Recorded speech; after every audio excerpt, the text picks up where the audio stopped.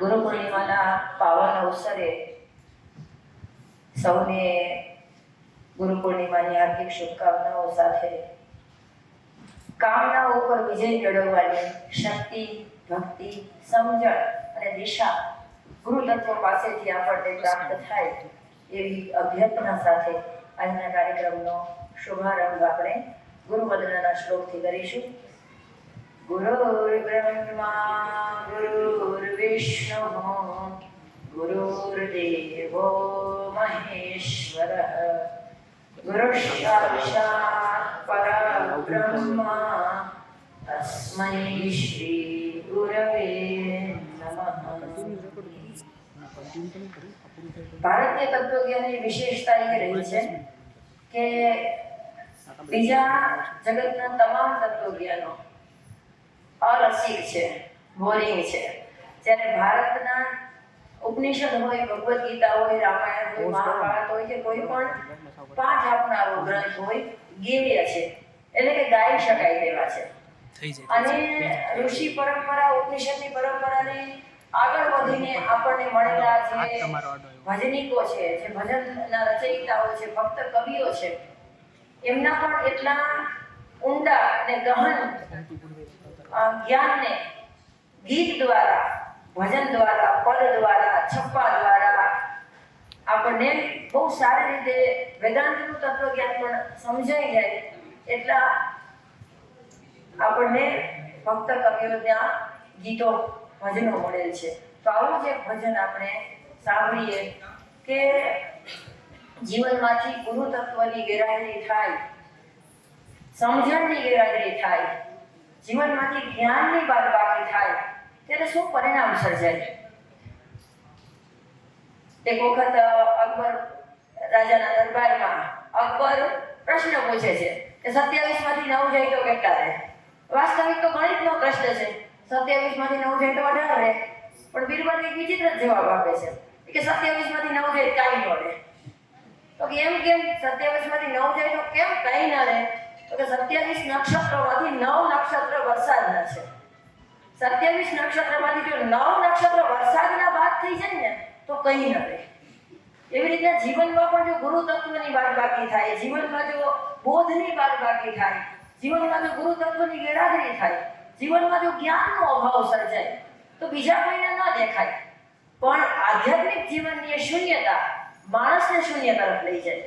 અને એ રીતે આપણે અત્યારે આ ભાષા, આજની ભાષામાં ડિપ્રેશન, સ્ટ્રેસ આવા બધા નામો આપીએ છીએ. તો જીવનમાંથી ગુરુ તત્વની બાદબાકી થાય તો શું પરિણામો આવે એના વાતને રજૂ કરતું એક સરસ ભજન છે. ગઈ ગુરુ પૂર્ણિમાએ આપણે તેના પ્રત્યક્ષ ગાયકનો લાભ લીધો. અમૃતભાઈ નિસાર જે કોઈ કારણથી આ વખતે આવી શક્ય નથી, તો આપણે એમના અવાજમાં ગયા વર્ષે સાંભળેલું ભજન ગીત સાંભળીશું અને ત્યારબાદ આપણો કાર્યક્રમ આગળ વધારીશું. જીવનમાંથી જાય, જીવનમાંથી જાય એ તો જોવા જેવી થાય. ગુરુજી જો જીવનમાંથી જાય, જો गुरु तत्व अगर जीवन में नहीं हो तो क्या हाल हो. जीवनમાંથી જાય હે તો જોવા જેવી થાય. ગુરુજી જો જીવનમાંથી જાય. જો ગુરુ અજ્ઞાન રૂપી અંધારાને દૂર કરનારું તત્વ. સૂરજ હાથ મેને અવની ઉપર અંધારા થઈ જાય. જો શીતળતા ક્યાંય નજરે નાવે, શીતળતા ક્યાંય નજરે નાવે, બધે દાવાનળ દેખાય. गुरुजी जो जीवन माथी जाए. और अगर गुरु नहीं मिलते, संस्कार नहीं मिलते, स्वाध्याय नहीं मिलते तो क्या हालत होती.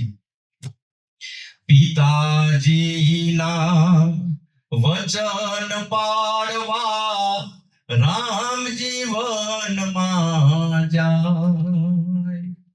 આજનો રામલો વૃદ્ધાશ્રમમાં બાપને મેળવા જાય.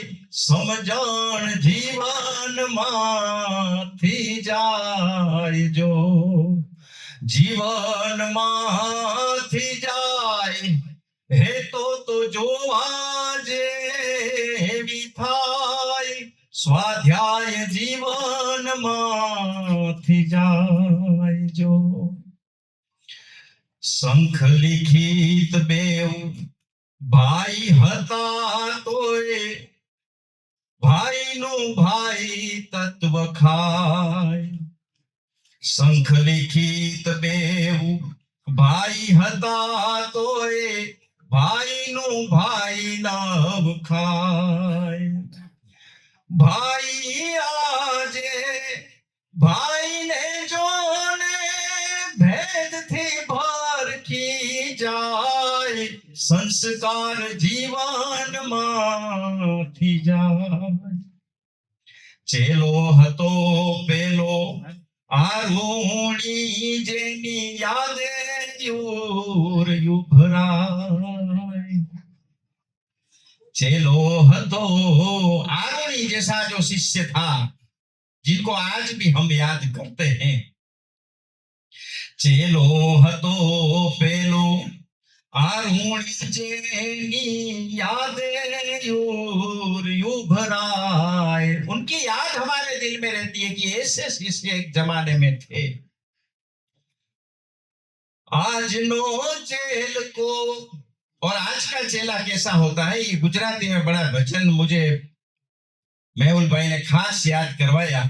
आज नो चेल को मास सरने वળી બીડીના ઠૂંઠિયા પાય. સમજણ જીવનમાંથી જાય. જો भाव मंदिर नो पेलो. आज के भक्तों से, आज के शिष्यों से गुरु तो गुरु परमात्मा भी परेशान है. मंदिर नो पेलो प्रभु जी पण मनडामां मुंझाय. भाव विनानो भगत आवे अने फदियूं फेंकतो जाय. गुरुजी जो जीवन माथी जाय. धर्मनी आज कीमत केवल नाणाथी अंकाय. जो ये भजन जो है नारायण स्वामी गाते थे उनके बहुत ही अच्छे स्वर में कि आज कलयुग है. आज आदमी कैसा हो गया है, आज जहां भी देखो धर्म हो. ये तो आज मैंने पहला प्रोग्राम गुरु पूर्णिमा का देखा है जहां धन की बात नहीं है, ध्यान की बात है और ज्ञान की बात है. वरना आज के दिन यहाँ धन के ढगले हो, बड़ी बड़ी गिफ्ट हो, जैसे आचार्य जी ने बातें की थी, घड़ी की महंगी महंगी गिफ्ट की, वो चीजें यहाँ पे नहीं है. धर्म नियाज कीमत केवल नाणाथी अंकाय. जो मोटी मोटी थाय कथाओ एमां फाळो फरतो थाय. गुरुजी जीवन मांथी जाय. આ એવો મહિનો છે જેમાં વરસાદ સૌથી વધારે આવે. એટલે દિવસમાં સૂર્યના પ્રકાશનો અને રાતમાં ચંદ્રની ચાંદનીનો લાભ ખૂબ ઓછો મળે. એટલે બધી પૂનમમાં આષાઢની પૂનમ એટલા માટે ખાસ છે કે આકાશે ચંદ્રમાનો હોય કે ના હોય, પણ અમારા જીવનમાં ગુરુ તત્વનો ઉજાસ છે. આખા વિશ્વનું સાહિત્ય જન્મ્યું છે જેમાંથી વ્યાસોચ્છિષ્ટ જગત સર્વ. એવા આજના કાલના સર્વના ગુરુ વ્યાસ છે. આવા અદ્વિતીય અનુપમ એકમેવ એવા ગુરુ તત્વને વંદના કરવા માટે આજે આપણે શ્રદ્ધાના પુષ્પો, કર્મના ફળો અને આપણા સંકલ્પોનો પૂજાપો લઈને આવ્યા છીએ. ત્યારે આપ સૌનું ઉમળકાભર્યું સ્વાગત કરું છું. સંખ્યા એટલા માટે ઓછી દેખાય છે કે બધા પોતપોતાના અન્ય ગુરુ તત્વની ઉપાસના માટે અન્ય સ્થાને ગયા હશે. આજના દિવસે લગભગ બધા પોતાના ગુરુના સાનિધ્યમાં હશે. તો ગુરુ દક્ષિણા આપવાનો આ દિવસ માનવામાં આવે છે. અને ગુરુજી વારંવાર કહેતા એક દક્ષિણા એવી હોય કે આપીને તમે છૂટી જાઓ, જે ખિસ્સામાંથી નીકળે, અને એક દક્ષિણા એવી હોય કે જે આપીને તમે બંધાઈ જાઓ. એ દક્ષિણા સંકલ્પ સ્વરૂપે તમારા હૃદયમાંથી નીકળવી જોઈએ. તો આજે આપણે એવી દક્ષિણા ગુરુજી માંગે છે આપણી પાસે, તો આપણે એવી દક્ષિણાનો એમને આપી અને પ્રસન્ન કરીશું. આપણા બધાના જીવનમાં ગર્ભથી, ગોદથી અને ગળથુથી ગુરુ જોડાયેલો છે. આપણા સૌથી પહેલા ગુરુ આપણા માતા પિતા હોય છે, જેના ખોડામાં બેસીને, જેની આંગળી ઝારીને આપણે બાલ મંદિરથી લઈ અને આપણા જીવન મંદિરના દ્વાર ઉપર પ્રવેશ કરીએ છીએ. એ તમામ ગુરુઓની વંદના કરવાનો આજે દિવસ છે. કેવળ ભગવાન દત્તાત્રેયના નહીં, આપણા બધાના જીવનમાં અનેક ગુરુ છે. અને ઘણી વખત બહુ દુઃખ થાય કે ઘણી વખત એવા લોકો સાથે ગુરુનું સંબોધન જોડવામાં આવે. માથા ભારે લોકો હોય તો એને કે ગુરુ છે ગુરુ. અમુક ફિલ્મો પણ એવી બને, નામ હોય ગુરુ, અને વાર્તા કરી છે તો એક સફળ ઉદ્યોગપતિની વાર્તા છે. ઉદ્યોગિક જગતનો ગુરુ. તો એ મેન્ટર હોઈ શકે, એ મોટિવેશનલ સ્પીકર હોઈ શકે. ગુરુ એ બહુ ઊંચી વાત છે. અને ભાઈ સદગુરુ એ તો એનાથી પણ ઊંચી વાત છે. તો આપણા બધાના સદભાગ્ય છે કે આપણને આવા સદગુરુ પ્રાપ્ત થયા, કે જેમને કદી કોઈનું ખિસ્સું જોઈને પોતાના શિષ્યને બનાવ્યો, કે કોઈ દિવસ એમ ન જોયું કે આ કેટલા આપણને આપી શકે તેમ છે. સંસ્થા માટે પણ કોઈ દિવસ કોઈની પણ પાસે લાંબો હાથ ન કરવો, એવી એમની દ્રઢ પ્રતિજ્ઞા હતી કે ઈશ્વરનું કાર્ય છે તો ઈશ્વર જરૂર ચલાવશે. એવી અપ્રતિમ શ્રદ્ધા જેની પરમાત્મા ઉપર હોય તે જ આવો દ્રઢ સંકલ્પ કરી શકે, અને સંકલ્પને જીવન પર્યંત નહીં, જીવનની બાદ પણ સાચવી શકે, જાળવી શકે. તો એવા પરમ પૂજ્ય વિશ્વનાથ દાતા ગુરુજીના ચરણોમાં પણ અભિવંદન કરીએ અને કહીએ કે તમારો આ સંકલ્પ ટકાવવાનું મનોબળ અમને આપજો. કોઈ પણ કાર્ય ભ્રષ્ટ થાય એના કરતા નષ્ટ થાય એ વધુ બહેતર છે, એવું તે વારંવાર કહેતા. કોઈ ઉદ્યોગપતિ ધૃતરાષ્ટ્ર બનશે તો ચાલશે, કોઈ સત્તાધીશ ધૃતરાષ્ટ્ર બનશે તો ચાલશે, પણ કોઈ આધ્યાત્મિક ગુરુ ધૃતરાષ્ટ્ર બનીને પુત્ર મોહમાં આવી અને અયોગ્ય શિષ્ય સાથે અન્યાય કરીને પોતાના પુત્રને ગાદી સોંપશે તો એ પોતાની 71 પેઢી તો ડૂબાડશે, શિષ્યોની પણ પેઢીઓ ડૂબાડશે. આ એમનું સ્પષ્ટ મંતવ્ય હતું. અને એમની પાસેથી જેટલું લઈએ એટલું ઓછું છે. પરંતુ ઘણી વખત એમ મન થાય કે એક કાળે કે જ્યારે લોકો પાસે ઓછું કામ બતાવીને વધારે નાણાં કપડાવવાની હોડ ચાલી હોય, એવા સમયે વધારે કામ કરીને ઓછું બતાવવું અને કંઈ પણ ઓન પેપર ના રાખવું, આટલું કરવા છતાં પણ કે હું ભગવાનને હિસાબ આપવા માટે કરું છું, મારે જગતને ક્યાં ચોપડા બતાવવાની જરૂર છે. ગાંઠનું ગોપીચંદન ખર્ચીને કામ ઊભું કરવું અને ટકાવવું એ ગુરુજીનો જીવન સિદ્ધાંત રહ્યો. અને માતા સરસ્વતી અને ભગવાન વ્યાસના ખરેખરા વારસ કહી શકાય, ભગવાન ધન્વંતરીના ખરેખરા દૂત કહી શકાય, એવા એમના જીવન પાસેથી આપણે શું શીખી શકીએ? એમના જીવન પાસેથી આપણે એટલું જ શીખી શકીએ કે ખરેખર કામ જો સારું હોય તો એ મારું લાગવું જોઈએ. મારું એટલું સારું નહીં, સારું એટલું મારું, તો જગતના તમામ સારવાળા તત્વો આપણી પાસે આવશે. તો આજે ગુરુ વંદનાના દિવસે બીજું તો શું કહીએ, પરંતુ સરસ્વતી વંદનાની એક સ્તુતિ છે જે ગુરુકુળના બાળકો પ્રસ્તુત કરશે અને પછી આગળના કાર્યક્રમની રૂપરેખા આપીશું. સરસ્વતી વંદના માટે ગુરુકુળના વિદ્યાર્થીઓ આવે. અત્યારે ઘણી વખત દુઃખ સાથે કહેવું પડે, ખેદ સાથે જણાવવું પડે, અફસોસ સાથે જોવું પડે છે. એક પણ અપવાદરૂપ શાળાઓને બાદ કરતા કોઈ પણ શાળા સરસ્વતીનું મંદિર નથી રહી. શાળા એ સરસ્વતીનું મંદિર છે, પ્રસિદ્ધ સુવિચાર છે. શાળા એ સરસ્વતીનું મંદિર છે, પણ અત્યારે ઘણા દુઃખ અને અફસોસ સાથે, ખેદ સાથે અને એનાથી પણ વધારે લજ્જા સાથે કહેવું પડે કે શું સ્થિતિ છે આપણે બધાની સામે છે. સરસ્વતી વંદના પ્રસ્તુત કરીશું.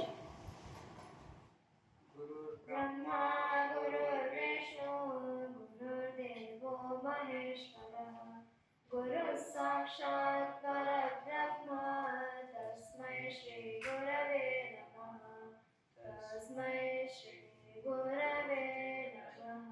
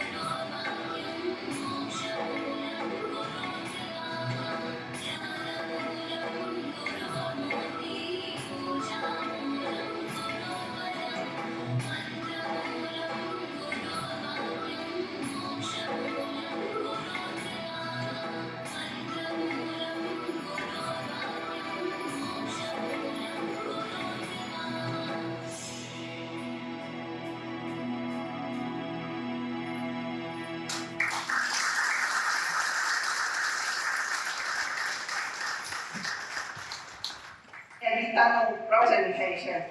તો પહેલા સમય એવો જ વિચાર કર્યો કે મેં તો ગીતા વાંચેલી છે, મને ગીતા વિશે બધી ખબર છે, એટલે મારે કઈ જવાની જરૂર નથી. પછી એક બે અઠવાડિયા એવી રીતે જોયા ગયા, નથી ગઈ. એક દિવસ અચાનક જ મંગળવારે વિચાર આવ્યો કે અહીંયા બેસીને હું ટીવી જોઉં છું, ગપ્પા મારું છું, એના કરતા જોઈએ તો ખરા કેવું છે. અને પહેલી વખત મંગળવારે મેં જ્યારે પ્રવચન સત્સંગનો પહેલી વખત ગઈને પહેલી જ વખતથી એટલી બધી ઇમ્પ્રેસ થઈ ગઈ કે તે જ દિવસથી નક્કી કરી લીધું કે હવે એક પણ મંગળવારે મૂકવું નથી ગીતાનો. અને પહેલેથી થોડા ઘણા પ્રશ્નો તો હતા જ. દાખલા તરીકે ભગવદ્ ગીતા શું કામ મહાન ગ્રંથ છે? પછી બધા ઋષિઓ ભારતમાં શું કામ થયા? ઈશ્વર માટે તો બધી સૃષ્ટિ શક્તિ છે. અને કર્મ શું છે એ ગીતામાં વાંચ્યું છું, પણ આ સાંભળવાથી જે ખબર પડી એનું મૂલ્ય જ ના થઈ શકે. મૃત્યુ પછી શું થાય? બધાને લગભગ એ પ્રશ્ન આવતો જ હશે કે મૃત્યુ પછી આપણી પુનર્જન્મ કેવી રીતે થાય છે, કેવી પરિસ્થિતિ હોય. પણ જનરલી પ્રશ્ન હવે આપણે છોડી દઈએ કે હવે જે થતું હોય બધાને થશે, આપણું થશે. એને પ્રશ્નને જાણવાનો પ્રયત્ન નથી કરતા આપણે. અને આ સત્સંગમાં જવાથી આટલો સમય સુધી સત્સંગમાં ગયા એટલે એ બધું ખબર પડવા માંડી. પુનર્જન્મ છે તો પુનર્જન્મ કેવી રીતે થાય? તો મોટા ભાગે બધા એમ કહેશે કે આપણે ઘણી બધી યોનિઓમાંથી પસાર થઈએ એટલે કે ઇવોલ્યુશનથી. પછી બીજું તો કે આપણા કર્મોને આધીન. એટલી બધાને ખબર છે કે સારા કર્મ કરેલા તો સારી જગ્યાએ જન્મ મળે. પણ અહીંયા મેં સાંભળ્યું અને જાણ્યું, બીજે ક્યાંયથી નથી જાણ્યું, 4 પ્રકારે પુનર્જન્મ થાય છે આપણો. એમાં બીજા કઈ છે આસક્તિ, એટલે કે આકર્ષણ અને ઋણાનુબંધન. જે જગ્યાએ આપણે આકર્ષણ રાખેલું હશે ને એ જગ્યાએ તમારું સ્થાન નક્કી કરશે. દાખલા તરીકે મને ફેક્ટરીમાં આકર્ષણ રહી ગયું, અથવા તો મારા ઘર ઉપર બહુ આકર્ષણ છે, તો મને એ ઘર જ મળશે પાછું. પણ યોની કઈ મળે એ નક્કી નહીં, મનુષ્ય યોની ન મળે. કોઈ ક્રિકેટરનું આકર્ષણ રાખ્યું તો ક્રિકેટર જ્યાં જાય એની પાછળ આપણે જઈએ. આ વાત બીજી એક પણ જગ્યાએથી જાણવા નથી મળી. એટલે આ સત્સંગનો એક લાભ. પછી મને જે વસ્તુ બીજી બહુ ગમી ઈ ગતિ અને તમારી દિશા, એના વિશે બહુ સારું જાણવાનું મળ્યું. દાખલા તરીકે ભૌતિક જીવનમાં આપણે ખૂબ પૈસા કમાણા, પદ મળ્યું, પ્રતિષ્ઠા મળી, બહુ મોટી ડિગ્રી મળી, એ બધી તમારી ગતિ છે કે ભાઈ બીજાને નથી મળ્યું અને મને મળી ગયું. પણ દિશા નથી. દિશા એટલે શું? ગુરુજીને બહુ સારી રીતે મેહુલભાઈ ગુરુજીએ ઉદાહરણ એટલા સરસ આપે કે આપણને તરત સમજાઈ જાય. એટલે એના જ ઉદાહરણની વાત કરું છું. દાખલા તરીકે આપણે બોમ્બે પહોંચવું છે પણ રસ્તો નથી ખબર, એ દિશા કઈ? તો ગમે એટલી ગતિ હશે, તમે 100 ની સ્પીડે ગાડી ચલાવતા હશો પણ ફર્યા કરશો, બોમ્બે કોઈ દિવસ આવશે નહીં. પણ ભૌતિક આ બધી વસ્તુઓ સાથે જો સાચી દિશાની ખબર હશે તો એ બહુ સારો રસ્તો બતાવશે. અને એ દિશા કેવી રીતે મળે? તો કે જ્ઞાનથી મળે. સાચું જ્ઞાન શું છે? આપણે અત્યારે જે કઈ લઈએ છીએ એ તો માહિતી છે કે મને ખબર પડી. જ્ઞાન છે એ અનુભૂતિનો વિષય છે. એક સામાન્ય વાત કે દાખલા તરીકે અખરોટ, કોઈને અખરોટ નથી ખબર અને મારે એને કેવું છે કે અખરોટ કેવો? અખરોટ બદામ કઈ પણ વસ્તુ, તો એ સ્વાદ વિશે હું કાંઈ વર્ણન નહીં કરી શકું. ઈચ્છા હોય તો જ ખબર પડે. અખરોટ કેવું છે હું કોઈને એક્સપ્લેન કરું તો કોઈ સમજી ના શકે કેવું ટેસ્ટ કેવો હોય. એવી રીતે જ્ઞાન છે એની અનુભૂતિ અંદરથી થાય. એ એક બહુ સારું મળ્યું. અને નાની નાની વસ્તુઓમાં અમને વાક્યો બહુ સારા યાદ રહી ગયા છે. દાખલા તરીકે એક બે ઉદાહરણ આપીશ તો કે સાર્થકને પામવા માટે નિરર્થક છોડવું જ પડે. ઉદાહરણ આપ્યું તો સાર્થકને પામવા માટે નિરર્થકને છોડવું જ પડે. હવે દાખલા તરીકે કોઈ આઈએએસ ને કોઈને આઈએએસ બનવું છે, સીએ બનવું છે અથવા તો ડોક્ટર બને છે, તો એ લોકો પણ ભૌતિક જીવનમાં કેટલું બધું છોડે છે. એને પોતાનો સમય મનોરંજનમાં ખોટા રખડવામાં એમાં નો કાઢે ત્યારે એની ડિગ્રી મળે. અને તો આ તો કેટલી જન્મારાઓ સુધારવાની વાત છે. જન્મારાઓ સુધારવા માટે કેટલું બધું. એટલે આ ગીતાના સત્સંગથી ક્યારે ટીવી છૂટી ગયું, ક્યારે પિક્ચર છૂટી ગયા એવી કઈ ખબર જ ના પડી. એક જાતની મક્કમતા આવી ગઈ ઓલામાં. બીજું છે કે કરત કરત અભ્યાસ કે જડમતી હોય સુજાન. ગગરી આવત જાવત છે સિલ પર પડક નિશાન. ઈ એક મને બહુ ગમ્યું કે કાંઈ નથી આવડતું, અભ્યાસ કર્યા કરો એટલે ધીરે ધીરે બધું શીખવા મળે છે. આજના દિવસે ગુરુજી મેહુલભાઈનો અને પરમ પૂજ્ય વિશ્વનાથ દાતા મહાન સંત એમની પ્રત્યે હું મારા હૃદયથી કૃતજ્ઞતા વ્યક્ત કરું છું. અને હું મારી જાતને ખૂબ જ નસીબદાર સમજું છું કે મહાન સંત પૂજ્ય વિશ્વનાથ દાતાનો પરોક્ષ જીવનનો મને લાભ મળ્યો. એના જ્ઞાનની મારામાં અસર થઈ ગુરુજી મેહુલભાઈ દ્વારા. જે વ્યક્તિ મને તો એ જ વિચારથી હું બહુ ગદગદ થઈ જાઉં છું કે જેને કુદરતના બધા રહસ્યોને પામી દીધા, એને જાણવા જેવી કાંઈ જ વસ્તુ બાકી નથી. એનું જ્ઞાન કેટલી ઉચ્ચ કોટીનું હોય શકે. એ જ્ઞાનનો અમને લાભ મળે છે. એ જ્ઞાનનો લાભ મેળવવો બહુ નસીબની વાત છે. અને હજી એક બીજી વાત યાદ આવી ગઈ એટલે વચ્ચે કહી દઉં છું કે વારંવાર અમે સાંભળીએ છીએ કે ઉત્તમ વસ્તુને પામવા માટે આપણામાં ઉત્તમતા હોવી બહુ જરૂરી છે. દાખલા તરીકે ચિત્રકાર આપણે આર્ટ ગેલેરી જઈએ, મને પિક્ચર વિશે કાંઈ ખબર નથી, લીટા કાંઈ ના હોય એવું લાગે પિક્ચરમાં અને કરોડો રૂપિયા મળે છે, પણ આપણે એ પિક્ચરને સમજી ના શકીએ. આર્ટને સંગીતમાં એવું જ છે. સંગીતમાં જો ખબર ના હોય તો શાસ્ત્રીય ગાન પણ એને કેટલો રિયાઝ કર્યો, એને કેટલું જાણ્યું, એ જો થોડી ઘણી સંગીતની ખબર હોય તો જ ખબર પડે. એટલે આપણે ઉત્તમતા કેમ મેળવવી, કેવી રીતના જાણવું, એ સૌથી વધારે અગત્યનું છે.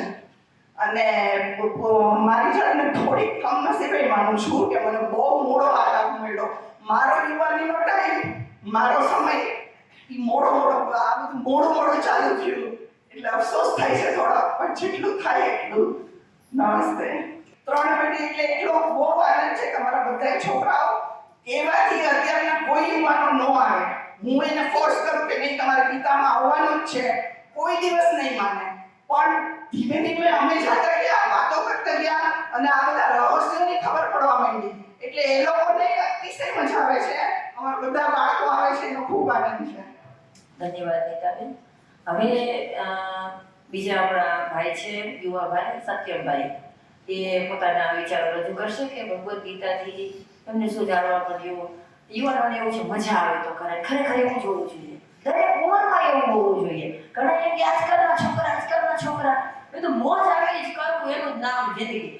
તમને મોજ આવે અને તમે અધ્યાત્મના વિષયમાં મોજ કેમ નથી ઊભી કરી શકતા? બોરિંગ શું કામ રાખો છો? એના પ્રશ્નોના જવાબ કેમ નથી આપતા? એના પ્રશ્નોનું સોલ્યુશન મળે ત્યાં છે યુવાનો. નમસ્તે બધાને, જય શ્રી કૃષ્ણ. મારું નામ સત્યમ છે. હું અને મારું ફેમિલી, નીતાબેન છે મારા માસિક થાય. અમે લોકો જે માસીએ કીધું કે 7 વર્ષથી ગીતા સત્સંગ અને સંસ્કૃતિ આર્ય ગુરુકુલમ સાથે જોડાયેલા છીએ. ગુરુજીની વાત કરું તો છેલ્લા 7 વર્ષથી એમના દ્વારા જે ગીતા જ્ઞાન અને તત્વજ્ઞાન મળે છે એની વેલ્યુ આપણે કરી શકીએ નહીં. એ ખૂબ જ અમૂલ્ય છે. નાનામાં નાની વસ્તુથી લઈને મોટામાં મોટી વસ્તુમાં જીવનમાં ખૂબ જ ફરક પડવા માંડ્યો.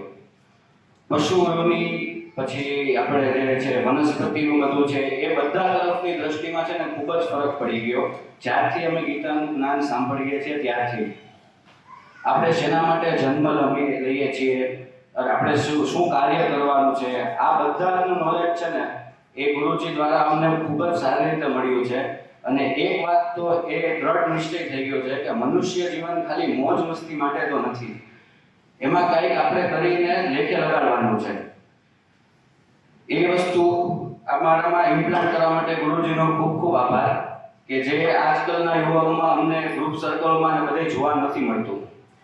ઘણી બધી એવી વસ્તુઓ જાણવા મળે છે કે પાપ પુણ્યનું ગણિત કેવી રીતના થાય છે, પુણ્ય કેવું તત્વ છે, પાપ શું તત્વ છે, અને એનાથી બી સારું કે સત્વ શું તત્વ છે કે જેની કોઈને આજકાલ ખબર જ નથી. કે સત્વ પ્રાપ્ત કરવા માટેના કાર્યો અલગ અલગ હોય છે, પુણ્ય પ્રાપ્ત કરવા માટેના કાર્યો અલગ અલગ હોય છે. એ બધું અલગ અલગ છે. એનું ડિસ્ક્રિપ્શન આખું ગીતામાં આપણે સત્સંગમાં જઈએ છીએ એનાથી ખબર પડે છે. કોઈ પણ આત્મિક વિકાસ માટે કરેલું કર્મ અને બધું જે હોય છે એનામાં સત્વ ઘટિત થાય છે. એ સત્વ ઘટિત પુણ્ય કરતા ઘણું અલગ હોય છે. એ કન્સેપ્ટ આજકાલ લોકોને ખબર જ નથી, જે આજકાલ જાણવું ખૂબ જ જરૂરી છે. ગુરુજી દ્વારા જ સાંભળેલું છે કે મનુષ્યત્વ ગુરુત્વ અને મુમુક્ષત્વ એટલે કે મનુષ્યનો અવતાર, એક સારા ગુરુનો સંગ અને મુમુક્ષત્વ એટલે કે મોક્ષ તરફની યાત્રાની ઈચ્છા રાખવી. આ ત્રણેયનો સહયોગ જીવનમાં ખૂબ જ લાખો હજારોમાં એકને મળે છે, જેનો આપણે સૌ લાભ લઈએ છીએ ગુરુજીના માધ્યમ દ્વારા.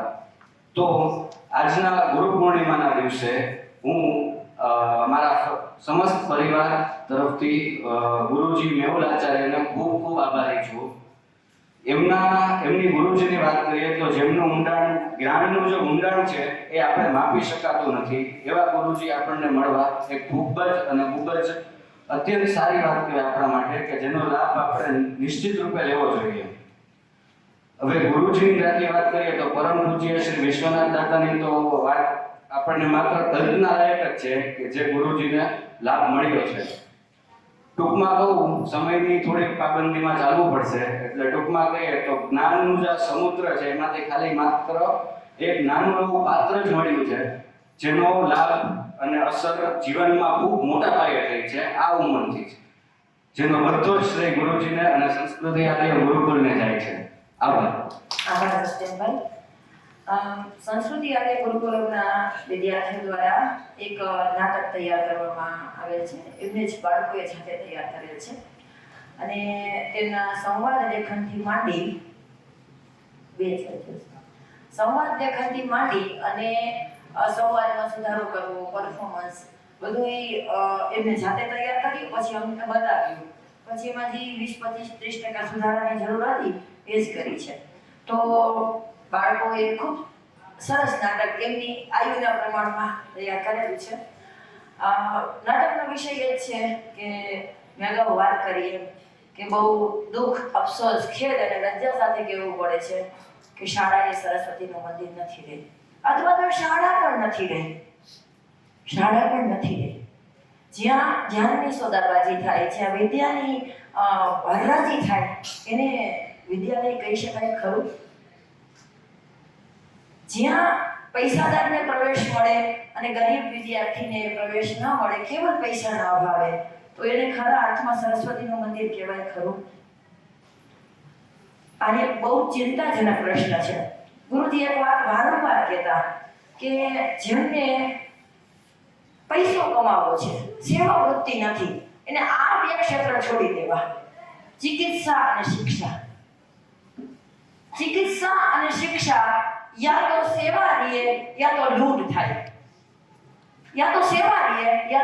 થાય, પછી.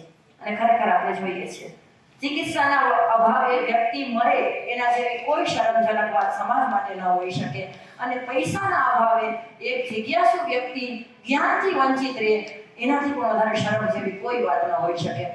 લિટરલી સીટો વેચાય, લિટરલી પરીક્ષામાં સ્કેમ બહાર આવે કે ભાઈ મોટી એક્ઝામમાં સ્કેમ કોન્વર્ટ એટલા થાય, ત્યારે ખરેખર ડૂબી પડવા જેવું થાય કે આને શિક્ષણ કહેવાય.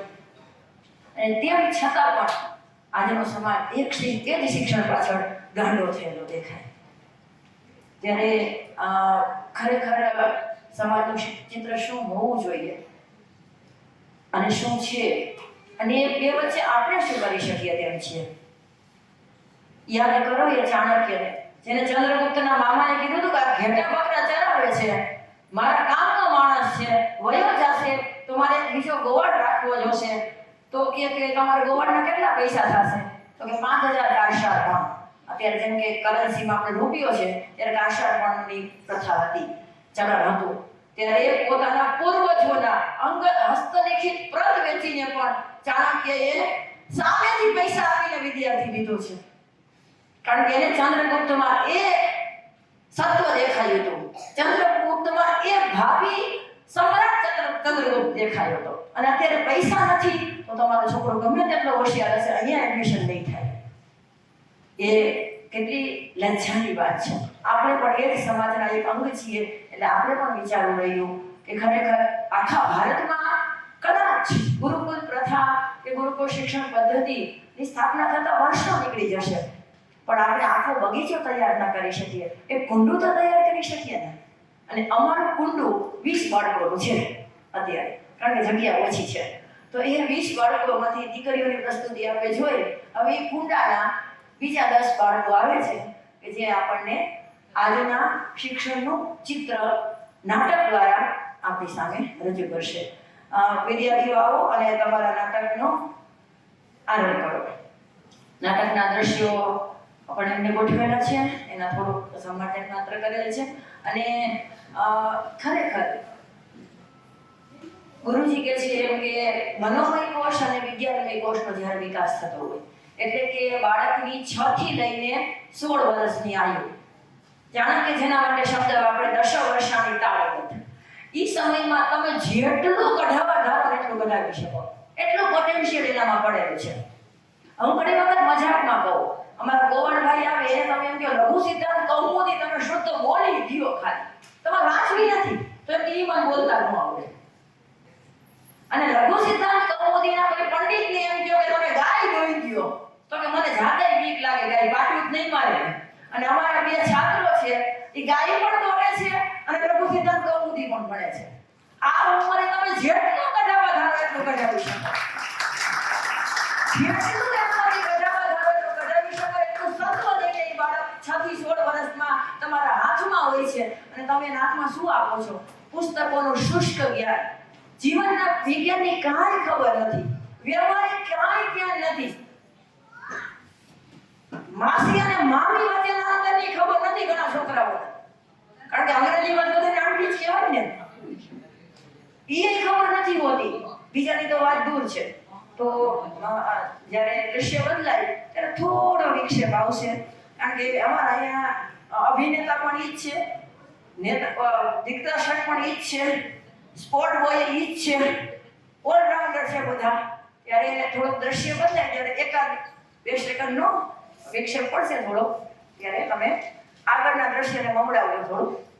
પ્રથમ દ્રશ્ય આવે છે. नमस्ते। गुरु पूर्णिमा के शुभ अवसर पर हम आपके सामने एक नाटक प्रस्तुत करने जा रहे हैं, जिस नाटक का नाम है सच्चा गुरु कौन। तो आइए जानते हैं इस नाटक के द्वारा कि सच्चा गुरु कौन है। आप इस नाटक में देखेंगे कि विद्या के क्षेत्र में भ्रष्टाचार अपनी चरम सीमा पे पहुंच चुका है। कहीं विद्या के क्षेत्र में भ्रष्टाचार तो कहीं अच्छा नागरिक बनाने का विचार। तो चलिए देखते हैं आगे क्या होता है। मुझे अपने बेटे का एडमिशन एमके यूनिवर्सिटी में करवाना है। मैं आज ही प्रिंसिपल से मिल के आता हूँ। हे भगवान, मेरे बेटे का एडमिशन करवा देना। Hello sir. हेलो, मेरा नाम है जान शंकर विद्यार्थी। जी, आपको क्या काम है? जी, मुझे अपने बेटे का प्रवेश आपकी यूनिवर्सिटी में करवाना था सर। सॉरी, आपने क्या बोला? जी, मुझे अपने बेटे का एडमिशन आपकी यूनिवर्सिटी में करवाना है। एडमिशन करना सर, ये उसके रिजल्ट्स।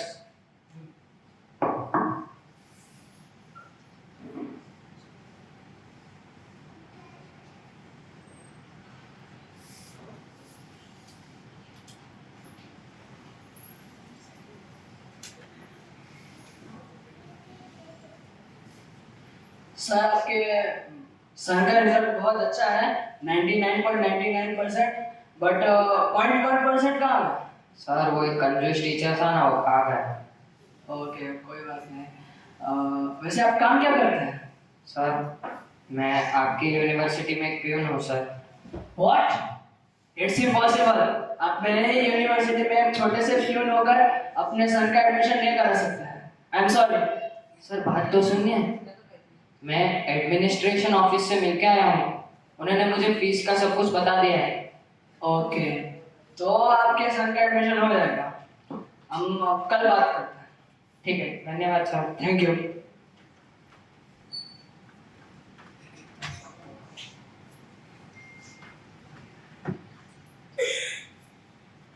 Hello sir. नमस्ते सर, सब ठीक ठाक? नमस्ते।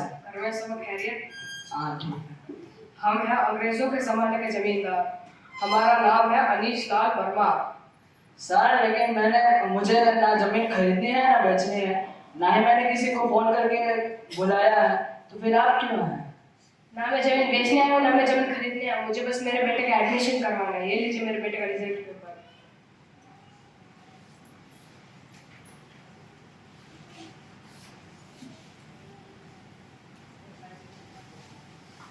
सर आपके सन का रिजल्ट बहुत वीक है, हम उसका एडमिशन नहीं करा सकते। नहीं कर सकते? नहीं कर सकते? तुमको पता है तुम किसको मना कर रहे हो? तुमको पता है कि मैं कौन हूँ? हाँ, अब जमींदार है, जमींदार अनीश लाल मोहतरमा। मेरा नाम अनीश लाल वर्मा है, ना कि मोहतरमा। मैं मिनिस्टर को एक मिस कॉल करूंगा, तुम्हारे फोन में एक एसएमएस से तुम्हारी कुर्सी चली जाएगी। अरे सर, अब तो बेवजह ही नाराज हो गए। प्यून, साहब के लिए कड़क चाय बना के लाओ। मुझे चाय वाय कुछ नहीं पीना। मुझे बस मेरा बेटे का एडमिशन हो जाना चाहिए। अगर मेरे बेटे का एडमिशन हो गया तो हम तुमको सोने से तोलेंगे, और अगर मेरे बेटे का एडमिशन नहीं हुआ तो हम तुमको सोने लायक नहीं छोड़ेंगे। और एक बात याद रखना, मुझे ना सुनने की आदत बिल्कुल नहीं है। हो जाएगा सर, हो जाएगा। Thank you. Thank you. Letter लो और जाके एडमिशन दे देना, और बोलना कि जो भी एडमिशन करने हैं उन सबको बता देना है रूल्स। मैंने लेटर भेज दिया है। अब स्टोर से भी कमीशन आ जाएगा, स्टूडेंट्स की फीस भी आ जाएगी, और ऊपर से भी कमीशन आ जाएगा। पैसे का तो बंदोबस्त हो गया। अब जिंदगी में खाली मौज ही मौज होगा। इस यूनिवर्सिटी में तो विद्या के नाम पर बस पैसा ही खाया जा रहा है। मैं एक काम करता हूँ, अपने बेटे का प्रवेश गुरुकुल में करवा देता हूँ। मैं आज ही आचार्य जी से मिलकर आता हूँ।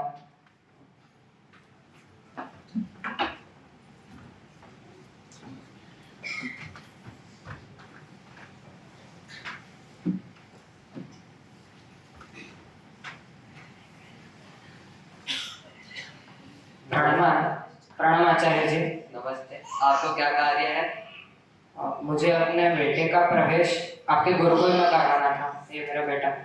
हाँ, उसका प्रवेश यहाँ पे करवा सकते हैं, परंतु उसके लिए आपका पुत्र भद्र, सदाचारी तथा सुपात्र होना चाहिए। यदि उसमें ये सारी योग्यता है तो आप उसको यहाँ पे रख सकते हैं। सर, ये उसके रिजल्ट्स। इसकी आवश्यकता नहीं है। यदि उसमें ये सारी योग्यता है तो यहाँ पे रुक ही जाएगा। तुम्हारा नाम क्या है? मेरा नाम गौरव है। तुम्हें किन विषयों में रुचि है? मुझे संस्कृत में, संस्कृत साहित्य में, वैदिक गणित में और आयुर्वेद में रुचि है। हाँ, मुझे आपका पुत्र भद्र और सदाचारी तो लग रहा है। हम उसको यहाँ पे कुछ समय रखेंगे, उसका परीक्षण करेंगे। यदि वो यहाँ पे रहने के योग्य है तो कोई चिंता की बात ही नहीं, वो यहाँ पे रुक जाएगा। और यदि कुछ ऐसा होता है तो हम आपको सूचित करेंगे, जिससे वो योग्य तथा यहाँ पे रहने का सुपात्र हो जाए।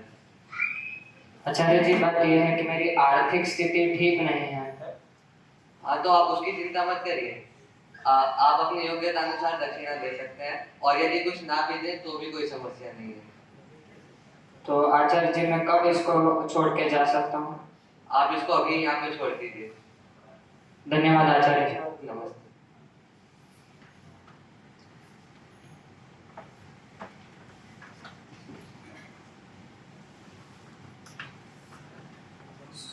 Hello sir. नमस्ते, आपको क्या कार्य है? मुझे अपने सन का एडमिशन आपके गुरुकुल में कराना है। हाँ, आप अपने पुत्र का प्रवेश यहाँ पे करवा सकते हैं, परंतु उसके लिए आपका पुत्र योग्य तथा सुपात्र होना चाहिए। वो योग्य नहीं है, आप उससे ही पूछ लीजिए। तुम्हारा नाम क्या है? मेरा नाम जॉनी है। तुम अपना काम खुद से कर सकते हो? हाँ, झाड़ू, पोछा, बर्तन धोना, कपड़े धोना। I can do anything. ठीक है, तो अभी तो ये ठीक लग रहा है। हम इसको यहाँ पे कुछ समय रखेंगे। यदि वो यहाँ पे रहने के योग्य हुआ तो यहाँ पे रखेंगे, नहीं तो हम आपको सूचित करेंगे कि कैसे ये योग्य बने। हाँ, तो मैं कब छोड़ के जा सकता हूँ सर? आप इसको अभी यहाँ पे छोड़ दीजिए। ठीक है, थैंक यू। नमस्ते।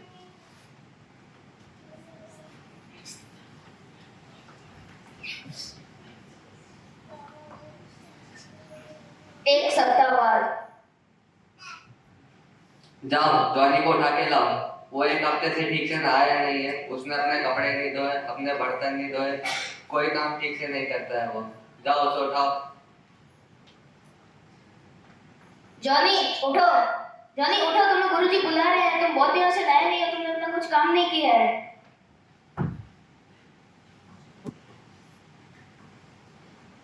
मुझे नहाना तो खाली 10 महीने में एक बार ही पसंद है और ये सब काम खाली नौकरों के होता है और पढ़ना मुझे बिल्कुल पसंद नहीं है।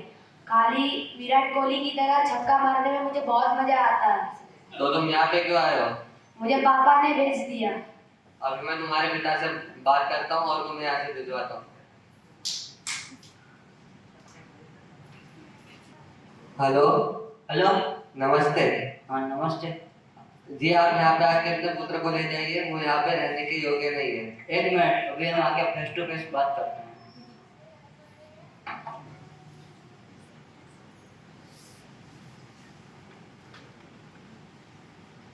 हेलो। नमस्ते। अपने पिता को स्थान दो बैठने के लिए।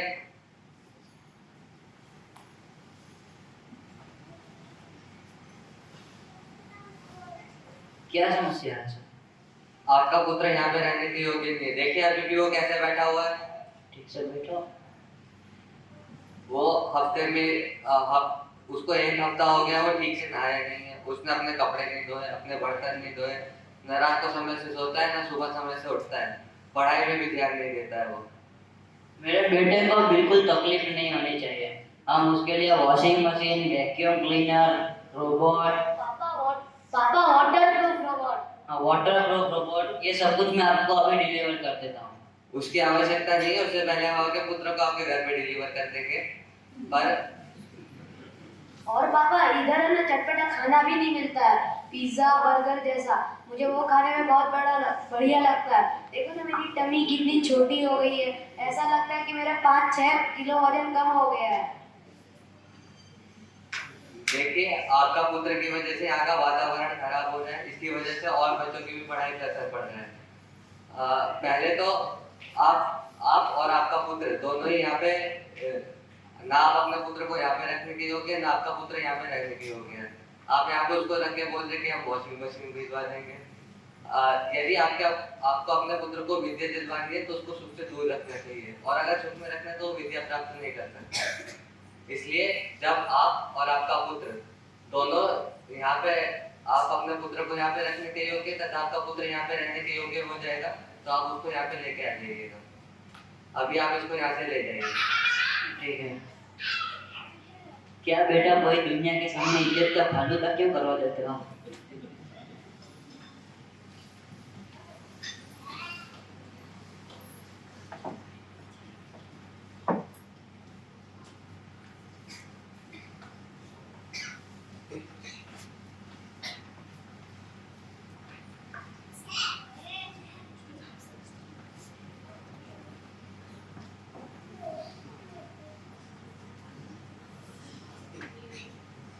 मेरा नाम विष्णु है, मैं उत्तर प्रदेश मोदी नगर से आया हूँ।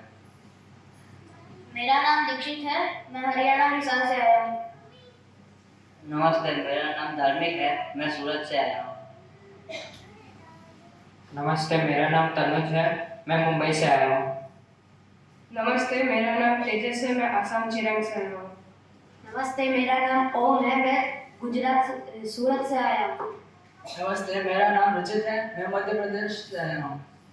नमस्ते, मेरा नाम सुशील है, मैं रांची झारखंड से हूँ।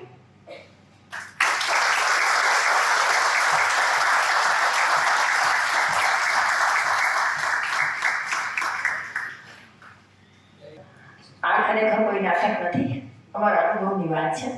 ઘણા લોકો આવે અને એમ કહે કે તમારે કંઈ અગવડ હોય તો કહેજો. અને મને કયા પ્રકારની અગવડ? તો કે નહીં કંઈ આમ સાધનની જરૂર હોય, એસીની, કુલરની, આવી ગરમીમાં બાળકો આટલું સહન કરતા હોય. મેં તો સહન કરી શકવું એવું શરીર હોવું, સહન કરી શકાય એવું મન હોવું, એ કંઈ ઓછી તપની વાત છે. ગુજરાતીમાં કહેવત છે કે જેમ જેમ પડે વિપત્તિ તેમ તેમ સહે શરીર. અને આ કહેવત શામળના ચંદન મલયાગીરી આખ્યાનમાંથી આવેલ છે કે ક્યાં ચંદન ક્યાં મલયાગીરી, ક્યાં સાયર ક્યાં નીર, જેમ જેમ પડે વિપત્તિ તેમ તેમ સહે શરીર. તો શરીરને વિપત્તિનો અભ્યાસ નહીં કરાવો ત્યાં સુધી શરીર સહન નહીં કરે. શરીરને થોડો ઘણો વિપત્તિનો અભ્યાસ કરાવવો જોઈએ. એટલા જ માટે આપણે ત્યાં ઉપવાસ આવ્યા. ઘણા શું કહે ઉપવાસના વિરોધીઓ, એમ કે ઘરમાં હોય તો કેમ ન ખવાય, જેથી ઘરમાં નહીં હોય ને તેની આમ ઉપવાસ કરશું. તું કોઈને ભૂખ મારો કહેવાય, ઉપવાસ ન કહેવાય. તમારા ઘરમાં નથી, તમે નથી ખાતા, એવા તો ગરીબો ઘણા ઉપવાસ કરે છે. તો તાપ એને કહેવાય કે સામે પડેલું છે તેને તાપ નથી. અમે જ્યારે ગ્રહણની વાત કરીએ ને, ઘણા લોકોને ગ્રહણના કન્સેપ્ટની જ નથી ખબર. ગ્રહણની વાત કરીએ તો એમ તો ગ્રહણમાં નિરાહાર નિર્જન રહેવું અનિવાર્ય હોય છે. એ જરા પણ ઓર્થોડોક્સ નથી, જરા પણ અંધશ્રદ્ધા નથી, પૂર્ણ વૈજ્ઞાનિક વાત છે. જ્યારે પણ જગતમાં પ્રલય થયા છે, ગ્રહણના દિવસે થયા છે, ત્યારે અમારા 8 વર્ષનો વિદ્યાર્થી પણ નિર્જન રહે છે 10-10 કલાક સુધી અને આનંદપૂર્વક રહે છે. જેમ કે આજે જપ કરીશું, આજે જપ કરવાનો દિવસ છે, એક પ્રાય એક સ્થાને બેસીને જપ કરે છે અને એ પણ સ્વેચ્છાથી કરે છે. કાંઈ પણ ગુરુકુળના નિયમો એનું સ્વેચ્છાથી પાલન બાળકો દ્વારા કરવામાં આવે છે. એના માતા પિતાએ આપેલા સંસ્કાર છે અને અમારો થોડો પ્રયાસ છે, કારણ કે અમે જે કરીએ છીએ એ જ બાળકો પાસે કરાવીએ છીએ. બાળકને ઉપદેશ નહીં, ઉદાહરણ આપો. તમે કરીને બતાવો કે આ કરી શકાય. તો આ બાળકોએ નાટક કર્યું. ખરેખર આવા ઘણા નમૂનાઓ આવેલા પણ છે. એક હરિયાણાની સોરી દીકરી હતી પંજાબની, લુધિયાણાથી. દીકરીને અમે ઇન્ટરવ્યુ વખતે પૂછ્યું કે બધું કામ જાતે કરી લે, તો કે ગાડી પણ દોડી દઈશ. આવી અતિશયોક્તિ ભરેલી વાત સાંભળીને અમને આશ્ચર્ય થયું. પછી અહીંયા આવી એટલે કપડાં ધોતા જાતે આવડતું નથી અને રડે છે કે મમ્મી જોઈએ. મમ્મી શું કામ જોઈએ? તો કે કપડાં અહીંયા મશીન નથી. ના, મશીન તો નથી, કપડાં ધોવાની મશીન નથી કીધું અહીંયા. તો બધા શું કરે? બધા જાતે ધોવે. તો કે બધા જાતે ધોવે, બધા કપડાં જાતે ધોવે. તો કે મેં તો કપડાં ધોયા નથી, એટલે મને હું તો કપડાં નહીં ધોઈ શકું. હું શીખવાડું તને, એક અઠવાડિયું શીખવાડું, હું શીખવાડું, બીજા જ્યેષ્ઠ દીકરા દીકરીઓ એ શીખવાડે, પણ કપડાં તો જાતે ધોવા જોઈએ. હા, ગાંધીજીની એક ઉક્તિ મને બહુ સરસ આ અનુસંધાને અચાનક યાદ આવી ગઈ કે યંત્ર છે ને ભાંગાનો ભેળું છે. તમારી પાસે બીજા મહત્વપૂર્ણ કામો હોય તો અવશ્ય તમે મશીનથી કામ લો, પણ વોશિંગ મશીનમાં કપડાં નાખીને અનુપમા જોવા બેસવું એ સમયની બરબાદી છે. હા, તમારી પાસે શિવાંગી બેનની જેમ કોઈ બિઝનેસ વુમન હોય, કોઈ પૂર્વી બેનની જેમ પ્રોફેસર હોય, કોઈ ડોક્ટર હોય, સ્વાભાવિક છે અત્યારે વર્કિંગ વિમેન છે હોય છે, તો તમે કરો, મશીન પાસેથી કામ લો. અત્યારે હવે ગાડા ન ચાલે, અત્યારે ગાડી જ જોઈએ. આપણે યંત્રના વિરોધી નથી, પણ યંત્ર એટલી હદે ઘૂસી ગયું છે કે આપણા હાથમાં ભાંગી નાખ્યા છે કે લાઈટ વહી જાય તો નીંદર ન આવે. નીંદર ને લાઈટને શું દેવા? તમારું શરીર થાક્યું નથી એટલે તમને નીંદર નથી આવતી. તમારા શરીરને થકવો એટલું કામ કરો. તમારા મનમાં કાંઈ વિકૃત વિચાર નહીં આવે, આપણું શરીરને થકવતા જ નથી ને મનના ઘોડા રોકાતા નથી. શરીર ડગલું હાલતું નથી, મનના ઘોડા અટકતા નથી, એમાં જ બધી બીમારીઓ જન્મ લે છે. તો બાળકો બધું કામ જાતે કરે છે, એ બીજા બાળકો માટે પ્રેરણારૂપ ભલે હોય, પણ અમારા માટે સાવ સાધારણ અને સહજ વાત છે. ઘણા ગુરુકુળમાં પોતાના બાળકોને એટલા માટે આવે, જો આ એલિયન રહ્યા બધા કામ હાથે કરે છે, એના માટે ઘણા આવે અને શું કે મને તો હસવું આવે. કેટલા વાગે ઉઠે? 5 વાગે ઉઠે. રવિવારે શું હોય? રવિવારે 5 વાગે ઉઠે. જન્માષ્ટમી 5 વાગે ઉઠે, 15મી ઓગસ્ટે 5 વાગે ઉઠે. અમારા માટે કેલેન્ડરના તરીકે 5 દી હરખા. ઘરે 5 વાગે ઉઠે, વેકેશનમાં જાય તો હોય ને ઉઠે. 5 વાગે ઉઠવું એ કોઈ મોટી સિદ્ધિ હોય યોગની, એ ઘરની સ્થિતિ પતનની છે કે 5 વાગે ઉઠવું યોગની બહુ મોટી પતંજલિએ કીધેલી સિદ્ધિ હોય ને, અણીમાં લગીમાં ગરીમાં દેવી એવી એટલી હદે વખાણ કરે. જો 5 વાગે ઉઠે, આપણા ઘરડાઓ 4 વાગે ઉઠતા થઈ તો કામ ભેગા થતા, અને 5 વાગે ઉઠે પછી છોકરાને ઠોકો મારે જો આ 5 વાગે ઉઠે છે તો, અને વખાણ કરે. અમારા વિદ્યાર્થીઓના દેખતા એના વખાણ એની સામે કરે.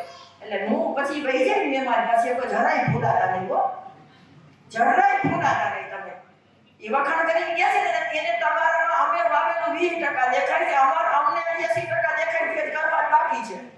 તમને થઈ ગયું 20% દેખાય છે. હા થઈ ગયું. છોકરાઓ શ્લોક બોલીને જમે, તમે અભાગ્ય શ્લોક એનો મતલબ એમ કે શ્લોક બોલીને જપવું એ એક બહુ મોટી ઉપલબ્ધિ થઈ ગઈ. શ્લોક બોલીને જ જપવું જોઈએ. તમે મનોમન બોલો, તમે ઉચ્ચ સ્વરે બોલતા શરમાતા હો તો જે ઈશ્વરે અન્ન આપ્યું, જે ખેડૂતે પૈકવું, જે રસોઈયાએ બનાવ્યું, જે પીરસવા વાળાએ પીરસ્યું, એનો આભાર મહિના વગર જમી લેશો. છોકરા આવડી ઉંમરે ગીતા વાંચે તો તે માઇન્ડ વાળી વાંચશે. અરે અત્યારથી ગીતા વાંચે બધું ગીતા વાંચીને બાવા નહીં થાય. અર્જુન બાવો થવા નીકળો કે એને કૃષ્ણ ભગવાને બાવો જને બાવા નથી થવા. લડ કર્તવ્ય પ્રાણી પ્રેમ એ ગીતા છે. કર્તવ્ય કરતા અટકાવે એ ગીતા નથી. અમારે વાતે ગાતે એનું ભણવાનું પૂરું થાય ને એટલે મા બાપના હાથમાં છોકરા હોપી દેવાના છે. અમારે મુંડો કરીને નથી રાખવા. અમારે જી એને ગૃહસ્થી થવું હોય ગૃહસ્થી થાય, ગુરુકુળ લાવે હોય ગુરુકુળ લાવે, જી કરવું હોય એ કરે. આ જેના મૂંદવાની ધર્મશાળા નથી, એને જી કરવું જી કરશે એ આદર્શ કરશે એવો અમારો પ્રયાસ છે. એટલે સમાજમાં પતનની પરાકાષ્ઠા એટલી છે કે કર્તવ્ય સદગુણ ગણાવવા માંડ્યો છે. સદગુણ અલગ વસ્તુ હોય અને કર્તવ્ય અલગ વસ્તુ. કર્તવ્યનું પાલન તો કરીને જ છૂટકો કરવું જ પડે. કરવું રામ નહીં કરવું પડે, કૃષ્ણ નહીં કરવું પડે. માતા પિતાની સેવા કરવી પ્રાથમિક કર્તવ્ય. તો ઈ કરે તો સારું કહેવાય.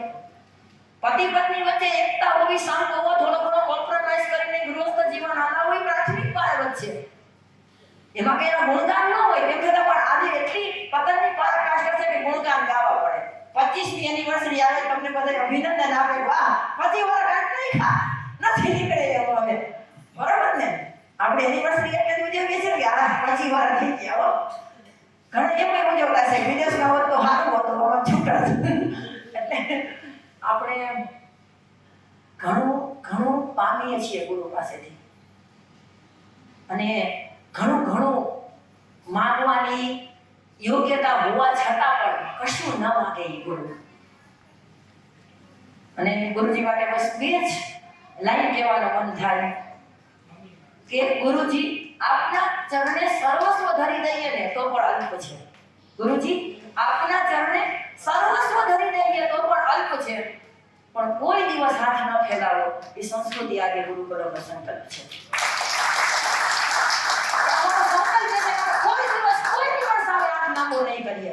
એક કવિએ બહુ સરસ વાક્ય પંક્તિ લખી કે હું હાથને ફેલાવું તો તારી ખુદાઈ દૂર નથી. હું હાથને ફેલાવું તો તારી ખુદાઈ દૂર નથી, પણ હું માગું ને પછી તું આપે એ વાત મને મંજૂર નથી. ઘણા લોકો એમ કે માગ્યા વગર મારી ન પીરશે, પણ માગ્યા વગર પીરશે એ જ માં. માને ખબર હોય મારા દીકરાના પેટમાં કેટલી ભૂખ છે, ઉપરવાળી માને ખબર નહીં હોય મારે કઈ વસ્તુની જરૂર છે. જ્યારે જરૂર પડશે તે આપી દેશે. અમારે કોઈ અગવડ નથી અને અમારી અગવડમાં તમારે આનંદ જોવો તો અહીંયા બેથી રોકાઈ જાઓ. અમે જે લોકો અમારા ગુરુકુળની અગવડો વિશે વાત કરે કે તમારે આ નથી તે નથી તો તમે બેથી અહીંયા આવો. મોજે મોજ ને રોજે રોજ છે, રોજે રોજ મોજે મોજ છે. એવા સુખમાં અમે જીવીએ છીએ, એવા આનંદની વચ્ચે, આનંદની છોડો વચ્ચે અમે જીવીએ છીએ. ખરેખર અમે ખૂબ ભાગ્યશાળી છીએ કે પ્રકૃતિના ખોળામાં અને સંસ્કૃતિના છત્ર નીચે અમે જીવીએ છીએ. તો હું આમંત્રિત કરીશ એક બીજા સત્સંગી બેનને, શિવંગીબેન.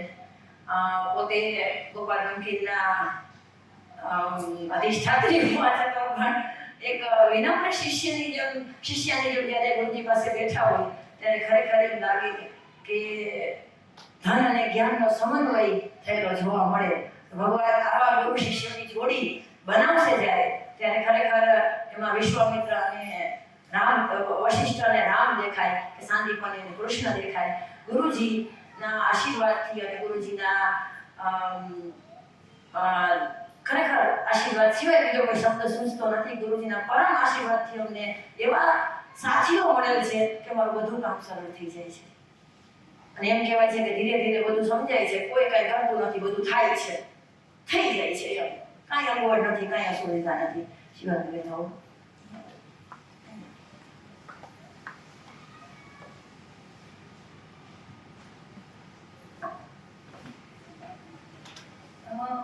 અમે 7 વર્ષથી ગીતા સત્સંગમાં જોડાયેલા છીએ. ગુરુજીના સંપર્કમાં 2017 થી આવ્યા. 17માં મારા મેરેજ નક્કી થયા અને ગુરુજીનો લાઈફમાં એન્ટ્રી થઈ. ઘણા મને પૂછતા હોય કે આમ લાઈફના બેસ્ટ યર્સ કયા, તો મારી માટે 2017 છે કે ગુરુજીનો સંગ એ વર્ષથી થયો. ગીતા સત્સંગમાં પાપ પુણ્ય, કર્મ વ્યવસ્થા, જન્મ મૃત્યુ જેવા ઘણા કન્સેપ્ટોની ઘણી ક્લેરિટી મળી. એમાંથી એક કન્સેપ્ટ જે મને સૌથી યુનિક લાગ્યો એ દાનનો કન્સેપ્ટ છે. દાન એટલે શું? દાન આમ તો એક બહુ નાનો શબ્દ છે, 2 અક્ષરનો, પણ એનો અર્થ ખૂબ જ ગહન છે.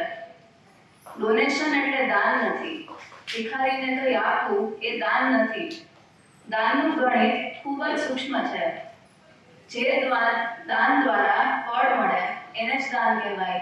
હંમેશા દાન પરિણામલક્ષી હોય છે, એક ધ્યેય માટે હોય છે. વરસાદ બધી જગ્યાએ સરખો પડે છે, સમુદ્ર ઉપર પણ પડે અને પૃથ્વી ઉપર પણ પડે, પણ જ્યારે વરસાદ જમીન પર પડે છે ત્યારે નંદનવન સર્જાય છે. વિજ્ઞાન પણ માને છે કે પાણી મૂળ ઉપર દેવું જોઈએ, ના કે પાંદડા ઉપર. મૂળ પર કરેલા કાર્યનું જ ફળ મળે છે. કોઈ પણ શક્તિની 3 જ ગતિ હોય છે.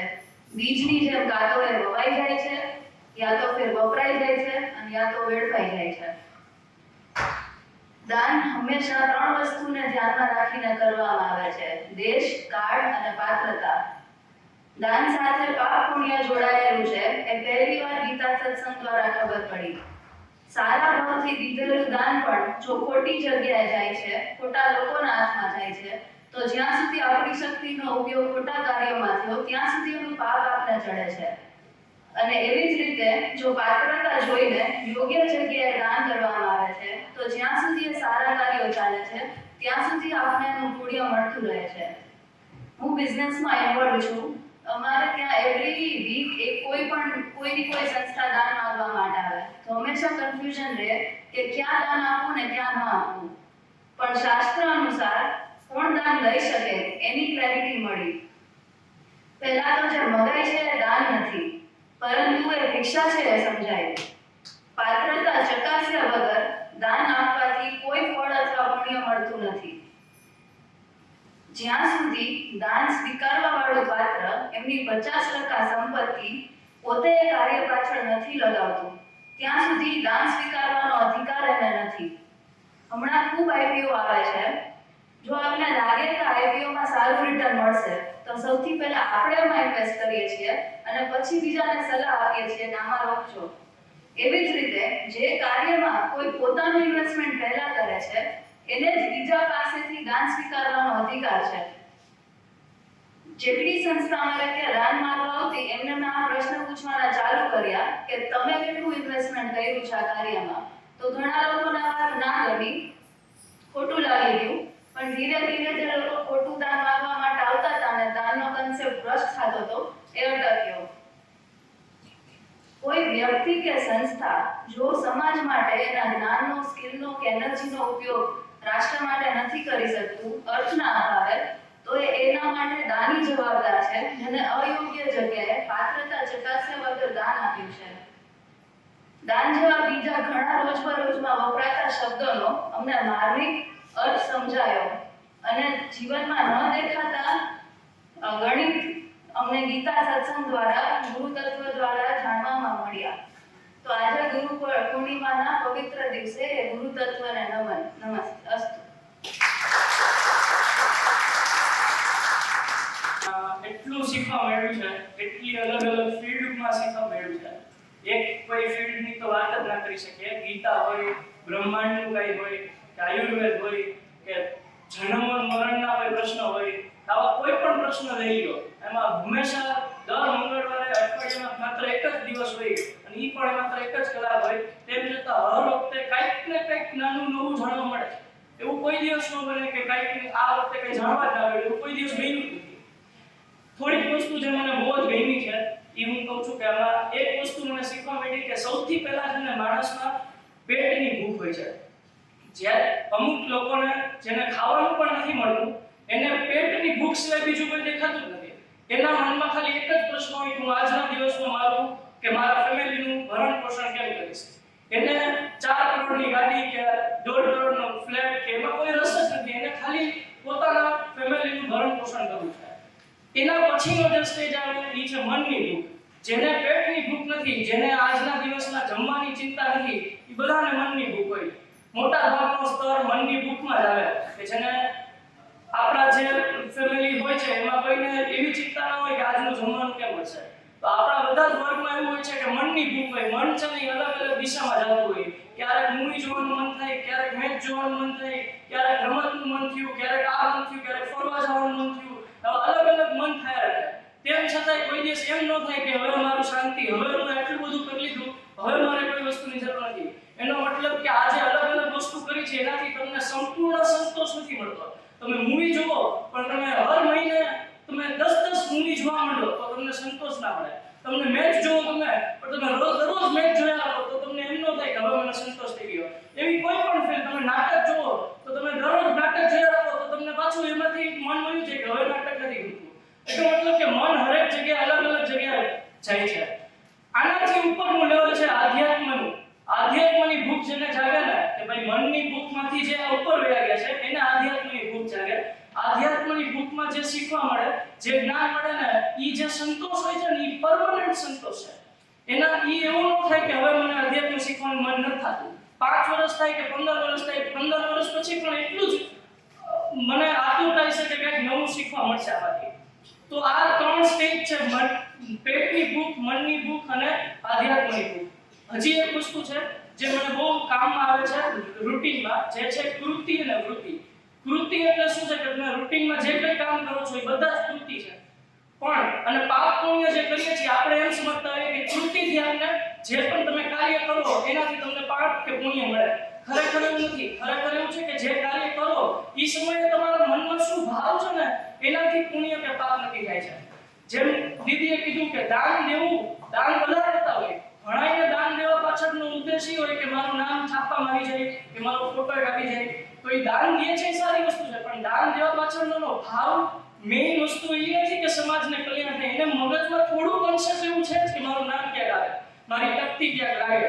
કે પછી કોઈ નાના બાળકો હોય તો એના બર્થડેમાં એ શું છે કે ફ્રૂટ બાંટતા હોય, પણ એ ફ્રૂટ બાંટવા ટાઈમે એના મનમાં એવું નથી કે હું મારા બધા બાળકોને ફ્રૂટ બાંટું. એને એવું હોય કે ફ્રૂટ બાંટતા ટાઈમે મારો ફોટો આવે અને હું એને પોસ્ટ કરું તો બધા જોવે કે હું સારું કામ કરું છું. તો કૃતિ કરતા વૃત્તિ બહુ જ મહત્વની છે. અને મેં હવે મને સ્વાભાવિક રીતે એક પ્રશ્ન થયો અને મેં ગુરુજીને પૂછ્યું કે ભાઈ હવે કોઈ એક માણસ છે જે ગામડામાં રહે છે, જે ગામડામાં પાણીની બહુ જ અછત છે અને પાણી મળતું જ નથી. હવે એક માણસે કોઈ સ્વાર્થ વગર એવું નક્કી કર્યું કે હું અહીંયા કૂવો ખોદીશ તો એમાંથી પાણી નીકળશે અને ગામડાના બધા જ માણસોને પાણી મળશે. તો એમને એમાં પોતાનો કોઈ સ્વાર્થ નહોતો, પણ એને કૂવો ખોદવાનું ચાલુ કર્યું. ઘણા વર્ષો સુધી એને એકલા મહેનતે કૂવો ખોદ્યો પણ પાણી ના નીકળ્યું. એટલે મેં પ્રશ્ન ગુરુજીને કીધું કે ભાઈ આવું ભાઈ થાય કે જેની વૃત્તિ સારી છે પણ એને ફળ ના મળ્યું. એને પાણી જોતું હતું પણ મહેનતથી ફળ ના મળ્યું તો શું એને પુણ્ય મળે? કારણ કે એની વૃત્તિ તો સારી હતી, એમાં એનો પોતાનો કોઈ સ્વાર્થ નહોતો. ત્યારે ગુરુજીએ એક વસ્તુ એક વધારાની એડ કરી કે કૃતિ અને વૃત્તિ એની સાથે જ્ઞાન હોવું પણ એટલું જ જરૂરી છે. જ્ઞાન વગર તમે કોઈ પણ વસ્તુ સમજ્યા વગર કોઈ પણ એવી જગ્યાએ તમે કૂવો ખોદવા માંડ્યા કે જેમાંથી પાણી નથી નીકળવાનું, પણ ભલે તમારી વૃત્તિ સારી હોય પણ જ્ઞાન નહોતું તો એનો તમને એટલો લાભ ના થાય. એટલે જ્ઞાન એટલી કોઈ પણ વસ્તુ અજ્ઞાન છે એ કોઈનું એક્સક્યુઝ ન હોઈ શકે.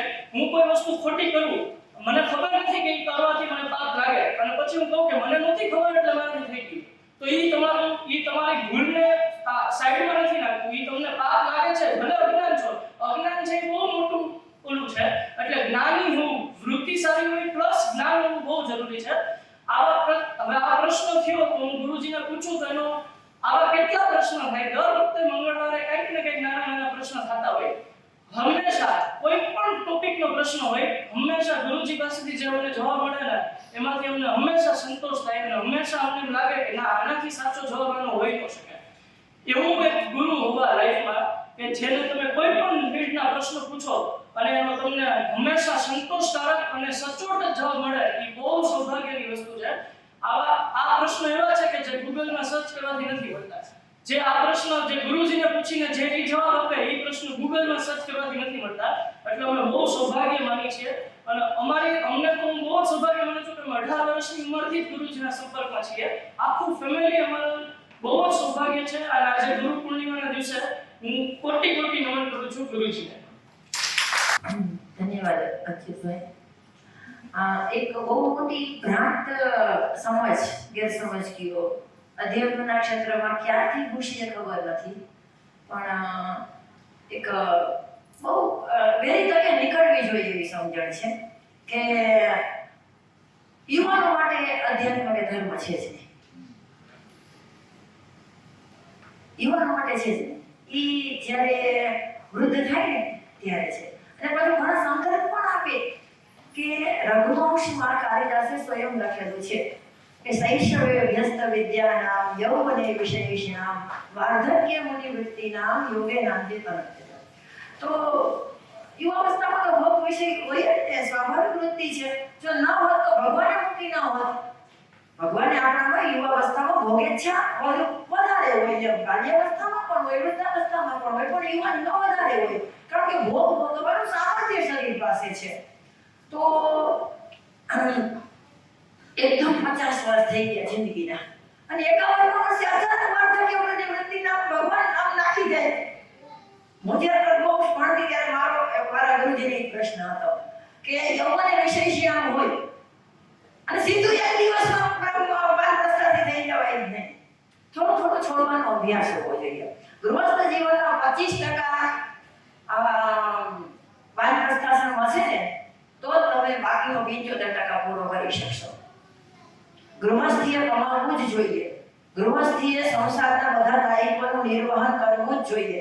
ઇવન કાલિદાસ તો ત્યાં સુધી કહે છે ગૃહસ્થ એવો મજબૂત આશ્રમ હોવો જોઈએ કે બ્રહ્મચર્યાશ્રમ, વાનપ્રસ્થાશ્રમ અને સંન્યાસાશ્રમ ત્રણેયની છાયા નીચે છે. વિદ્યાર્થી કમાતો નથી, વાનપ્રસ્થી કમાણીમાંથી નીચે થઈ ગયો છે અને સંન્યાસી તો ઓલરેડી આકાશ વૃત્તિ ઉપર જીવે છે. તો બધાનું પાલન પોષણ કોણ કરશે? તો હું કમાઈશ તો પણ આ ત્રણેય આશ્રમોને સારી રીતે ચલાવવા માટે પંખો હોય કે વીર હોય, બહુ તેજ ફરે ને ત્યારે એ સ્થિર હોય એવું લાગે. આપણે બધાના અનુભવની વાત છે. તેવી રીતના ગૃહસ્થાશ્રમ એટલો ફરતો રહેવો જોઈએ. તો યુવાનો તો વધારે એક્ટિવ હોવા જોઈએ પ્રત્યેક ક્ષેત્રમાં. તો ધર્મ અને અધ્યાત્મ કેમ વંચિત રહી જાય કે નથી? ધર્મ અને અધ્યાત્મ કેમ બાકાત રહી જાય? અને ધર્મ અને અધ્યાત્મ કોઈ આકાશની વાતો નથી. તમે મનોરંજન માટે જે મૂવી જુઓ છો કે મેચ જુઓ છો એનાથી અનેક ગણું વધારે મનોરંજન મનોમંથનથી મળશે. હવે મનને વલોવશો ને તો થશે કે અમારે ઘણી વખત હું વાંચતી હોઉં ને, હમણાં જ બાળકોને નળોપાખ્યાન ભણાવું છું. નળનું ચરિત્ર નૈષધ રાજ નળનું.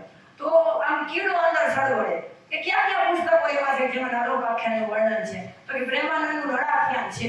આપણે બસ પ્રેમાનંદના વખાણ વિશે ખબર છે, ચૈત્ર મહિના બચાય છે.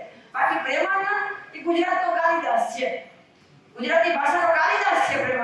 પ્રેમાનંદ વિશે કોઈ ગુજરાતીને ખબર નથી.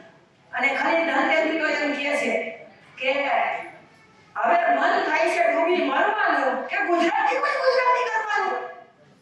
આપણે કે ડામો થયો તો ઈ વળીશું. ધીમે ધીમે પાણીયા લઈ ગયું આપણા ઘરમાંથી. આ પાણીયાનું શું?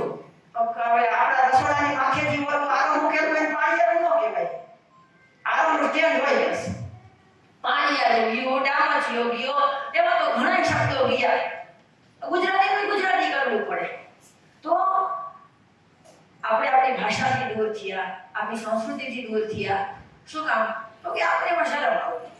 તો પ્રેમાનંદજી ગુજરાતનો કાલિદાસ એના વિશે આપણે ગુજરાતીઓને ખબર નથી. તો મેં બાળકોને કીધું ગુજરાતી તો 2-3 જ છે આપણે પરિચય સાંભળ્યો હમણાં કે પ્રેમાનંદનું નળાખ્યાન, મહાભારતનું નળોપાખ્યાન અને આપણે નૈષધ ચરિત્ર ત્રણેય વચ્ચેના કીડો સળવળે. જ્યાં સુધી એમ ન થાય કે આનો બધાયનો પાઠ પતી દે ત્યાં સુધી કીડો સળવળે. અને મનોમંથનમાંથી જે આનંદ મળે ને એ ઓલા પિક્ચર જોવાથી બિલકુલ નહીં મળે. આપણે એક્ટિવ રહેશું, આપણું મન એક્ટિવ રહેશે. બાળકોને પણ એવું જ. જ્યાં સુધી ભેદ પાઠનો ન પતી ગયે ને ત્યાં ગુરુજી અમારા ઘણી વખત એમ કહે કે બાળકોને ગૃહ કાર્ય શું હોય, હોમવર્ક શું હોય? સ્કૂલમાં કેવું હોમવર્ક હોય ખબર છે? આજે એ કહ્યું તો અજય નોટમાં વિજય કોપી કરી શકે, વિજય કહ્યું વિજય નોટમાં સંજય કોપી કરી શકે. કરી શકે ન કરી શકે સ્કૂલના. અમારું ગૃહ કાર્ય અથવા તો બાળકોનું કાર્ય દરેકને જુદું જુદું હોય. ગુરુજી એક સમસ્યા આપે એને 3 ચરણે બનાવવાના, બધાને નોખા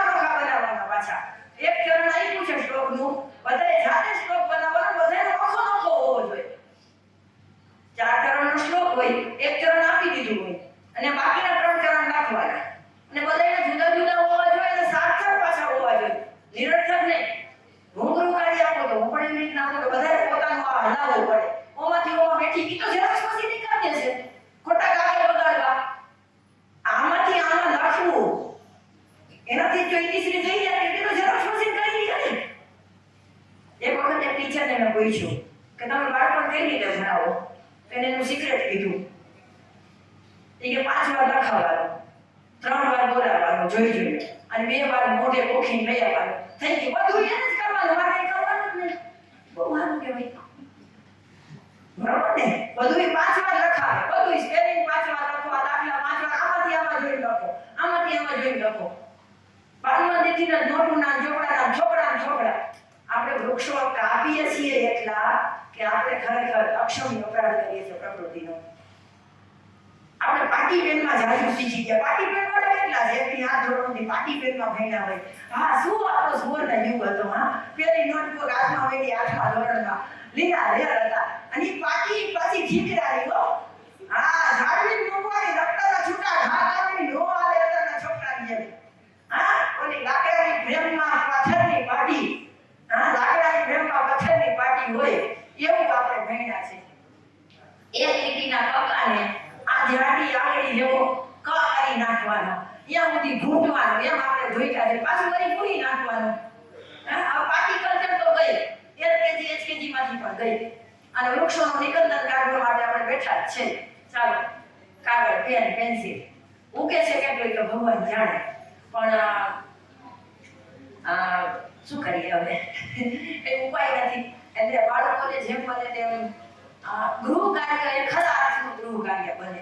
એ લખે તો પણ વિચારીને લખે. શરૂઆતમાં લખવું પડે જોઈ જોઈને, કારણ કે બાળકો સ્કૂલમાંથી જ આવે છે એટલે ઘણા બાળકો તો વિચારવા પડી જાય ગુરુકુળમાં કંઈ ભણવાનું હોય જ નહીં અને આ તો છોકરા કાઢે ગુરુજી, આવડી કૌમુદીઓ નીકળે, આવડા આયુર્વેદના ગ્રંથો નીકળે, આટલું બધું ભણવાનું. અમને તેવો કેમ હતો ગુરુકુળમાં ભણવાનું જ ન હોય. મેં કીધું અમારે કાંઈક આપવાનું છે અને રમવા માટે જો રાખવા હોય તો કઈ ચિંતા જ નહોતી. અને ભણાવવાના છે સ્કૂલથી જાજુ ભણાવી તમને કાઢવાના છે, જેથી અમે કહી શકીએ કે જો આ છોકરો છે અમે હાથ વરસ સ્કૂલથી જાજુ જશે એટલે એમાં બિલકુલ નહીં રહેવાનું. ગુરુકુળમાં ભણવાનું ન હોય, ભણવાનું તો હોય અને રાખવું જ પડે. ભણવા માટે જીવન છે. શરૂઆતમાં ફોર્સફુલી લાગે, પછી એ આનંદથી ભણે, પછી એ આનંદથી ભણશે, સ્વાધ્યાયથી ભણશે. અને બીજી એક ગ્રેટ સમજ કે હું જ્યારે મારું ભણવાનું પૂરું થઈ ગયું ઓફિશિયલી, પછી કંઈક રીડિંગ કરતી હોય, કંઈક વાંચતી હોય કે તમે શું ભણો છો, મેં તો કાંઈ નથી ભણતી, ભણવાનું ઈ પૂરું થઈ ગયું છે, એમાં પરીક્ષા લેવી પડે ભણીને પછી. તો કે તઈ શું કામ વાંચો છો? એટલે જેનું ભણવાનું પૂરું થઈ ગયું એ કોઈથી વાંચી ન શકે. પુસ્તકો બધા અભેરાએ મૂકી દેવાના, પસ્તીમાં દઈ દેવાના. બરોબર? વાંચવાનું ભણવાનું આ જીવન હોવું જોઈએ. વાંચવું એ કોઈ શોખ નથી અને વાંચવાનો કંટાળો નથી, કોઈ બીમારી નથી. વાંચવાનો શોખ નહીં, વાંચવું જરૂરિયાત લાગવું જોઈએ એવો વાંચનનો તમારો ખોરાક છે. આ ખાધા વગર હાલે એવી રીતે વાંચ્યા વગર ચાલુ હોવા જોઈએ. એવી ઈ બાળકમાં ક્યારે આવે તો કે બસ ગુરુકુળ પદ્ધતિથી ભણાવશો તો જ આવશે. એનું વધારે વિવરણ કરવાનો સમય નથી. હું ડેનિસભાઈને કહું કે 2 શબ્દો એ કે અને થોડીક વાત કરે. ડેનિસભાઈ પણ ખૂબ સારા જ્ઞાતા છે અનેક વિષયોના. આપણે થોડોક 2-5 મિનિટ એમનો લાભ દઈશું. સમય બહુ થઈ ગયો છે એટલે નાની 2-4 વાત કરીએ કે જે 2 કૃતિ દ્વારા આપણે રજૂઆત થઈ. એક ગુરુકુળની વાત કરી તો ઉત્તમ ચારિત્ર્યવાળા બાળકોનું નિર્માણ થાય છે કે જે આપણે મનુષ્ય તરીકે જન્મ લીધો છે તો એમાં જે સૌથી અગત્યનું પાસું છે એનું સિંચન થઈ રહ્યું છે કે હું આ બાળકોનો જે પહેલી કૃતિ હતી એ પોતે સર્જન કરેલું હતું. જે દીકરી હતી અને દીકરો હતો એ બંને એ સંગીત અને ગીત એ પોતે સર્જન કરેલું હતું. તો આવું આપણે કઈ સ્કૂલમાં આવું ટાસ્ક આપવામાં આવે છે કે પોતે સર્જન કરવું? નંબર 1. નંબર 2, એની સામે પેરાડોક્સમાં હું બીજી સાઈડ જોતો હતો. તો આજકાલનું છાપું હું ઇન્ટરનલ સિક્યુરિટીનો અભ્યાસ કરું છું, કારણ કે જેટલા ડોટ્સ કનેક્ટ થાય છે ને એમાં શત્રુઓ ખૂબ જ એનું કાર્ય કરી રહ્યા છે. તો સજ્જનો અને એમનું જે કાર્ય છે ને એમને પણ આપણે આગળ લઈ જવા વાળો વિષય છે. અત્યારે રાજકોટના 18 વોર્ડમાં જે સ્થિતિ થઈ રહી છે તો એમાં આપણને આવા ગુરુજી મળ્યા છે, રાજકોટને આવું વ્યક્તિત્વ મળ્યું છે, તો એનો સૌથી